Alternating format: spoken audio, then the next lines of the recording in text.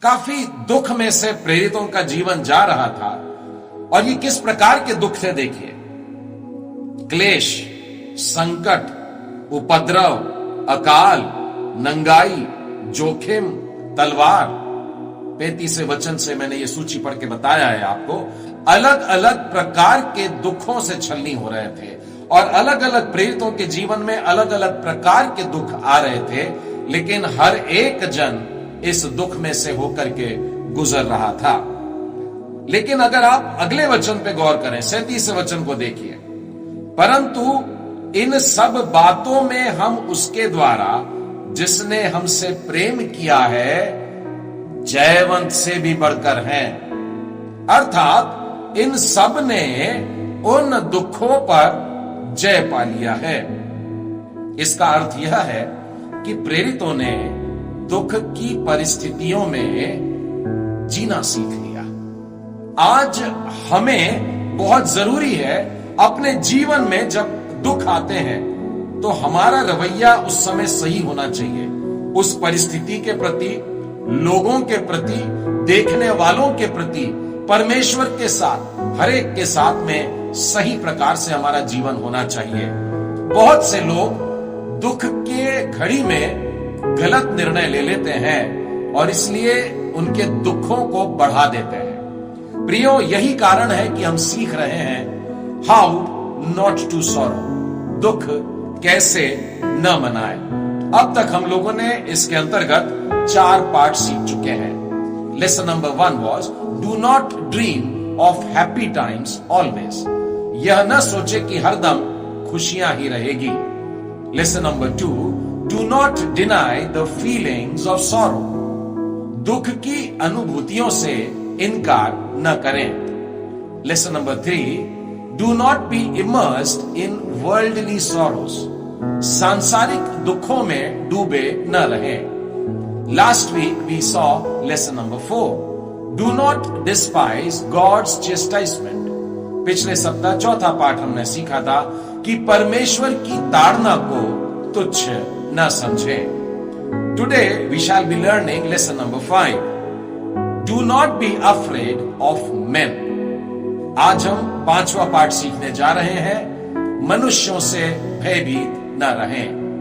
मैं दोहराता हूं, हाउ नॉट टू सॉरो, दुख कैसे न मनाए। Lesson number 5, do not be afraid of man. 5वां पाठ, मनुष्यों से भयभीत न रहें। एक प्रश्न हमारे मन में उठता है कि क्या परमेश्वर के लोगों के भी शत्रु होते हैं? और यदि परमेश्वर के संतानों के दुश्मन होते हैं तो परमेश्वर के जन उन लोगों के साथ में कैसा बर्ताव करना चाहिए?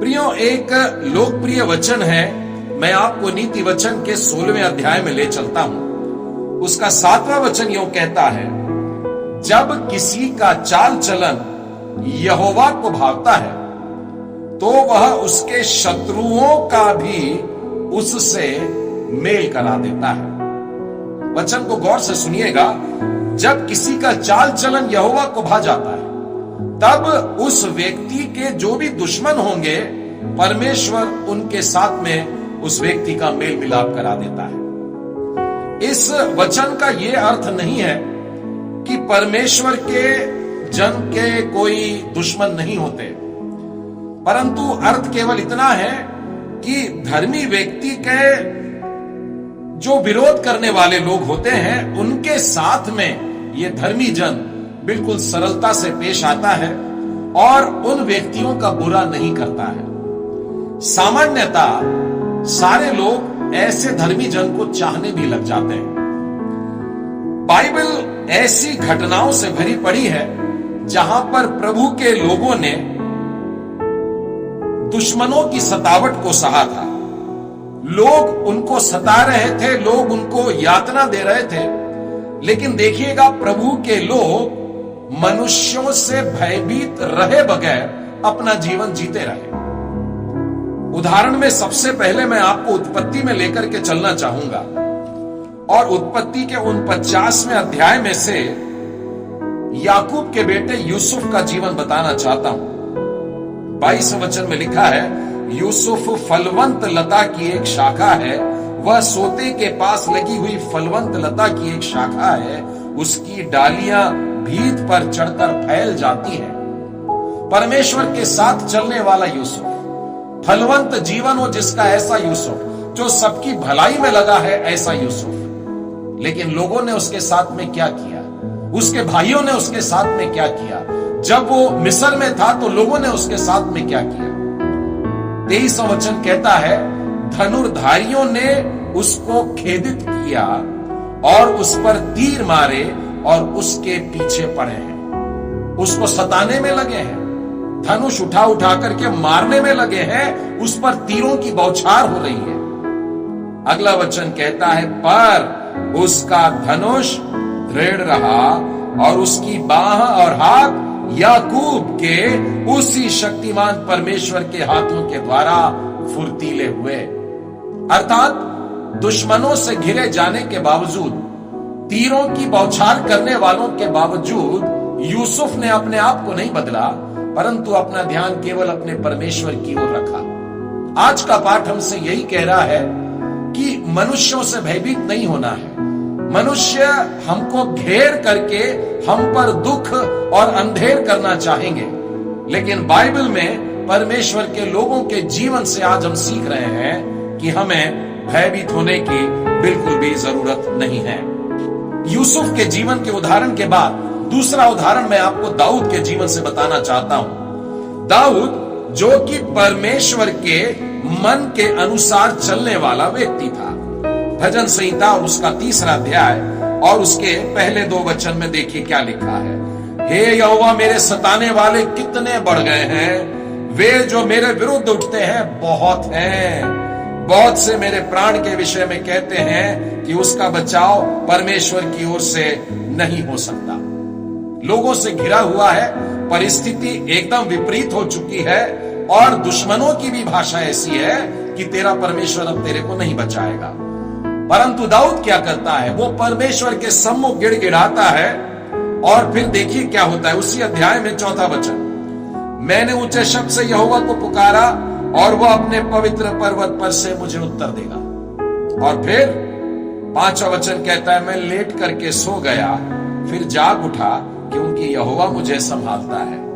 मैं उन 10,000 मनुष्यों से नहीं डरता जो मेरे विरुद्ध चारों ओर पांति बांधे हुए खड़े हैं। दाऊद इस समय दुश्मनों से घिरा है।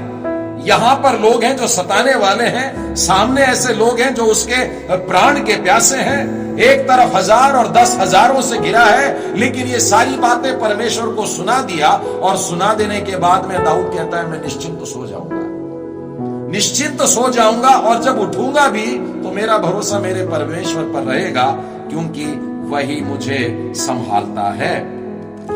प्रियो 7वें अध्याय में आइए और उसका पहला और दूसरा वचन देखिए क्या लिखा है, हे मेरे परमेश्वर यहोवा मेरा भरोसा तुझ पर है, सब पीछा करने वालों से मुझे बचा और छुटकारा दे। ऐसा ना हो कि वे मुझको सिंह के समान फाड़ कर टुकड़े टुकड़े कर डालें और कोई मेरा छुड़ाने वाला ना हो। एक बड़ी भयानक परिस्थिति में आज दाऊद नजर आता है। आप याद करेंगे कि दाऊद जब बालक था तो उसने एक सिंह की दाढ़ी पकड़ करके उस सिंह को मार डाला था, लेकिन आज दुश्मनों ने ऐसा घेर लिया कि लगता है दाऊद घबरा रहा है और वो कह रहा है कि लोग मुझको सिंह के मानिंद फाड़ डालेंगे, प्रभु जी मुझे बचा ले। और प्रभु के सम्मुख आकर के वो फिर पुकारता है।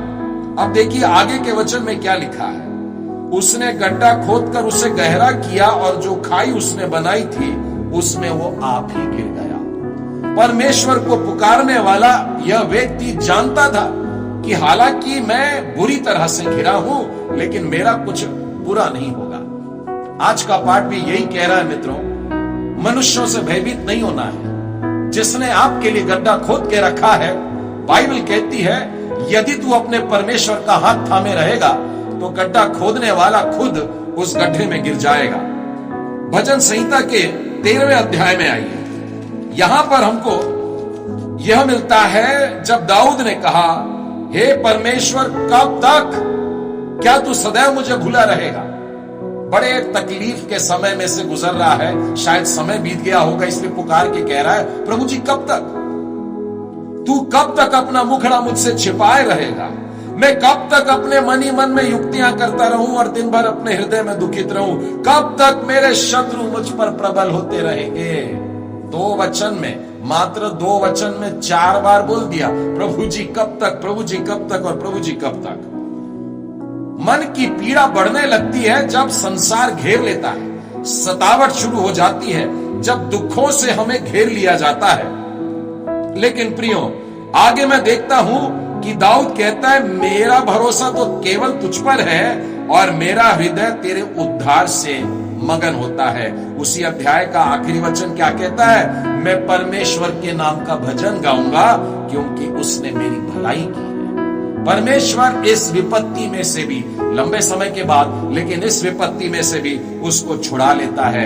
यदि आप भजन संहिता 23 देखें, काफी लोगों को याद होगा, उसके 5वें वचन में लिखा है, तूने मेरे सताने वालों के सामने मेरे लिए मेज बिछा के रखा है, मेरा दस्तरखान बिछा हुआ है।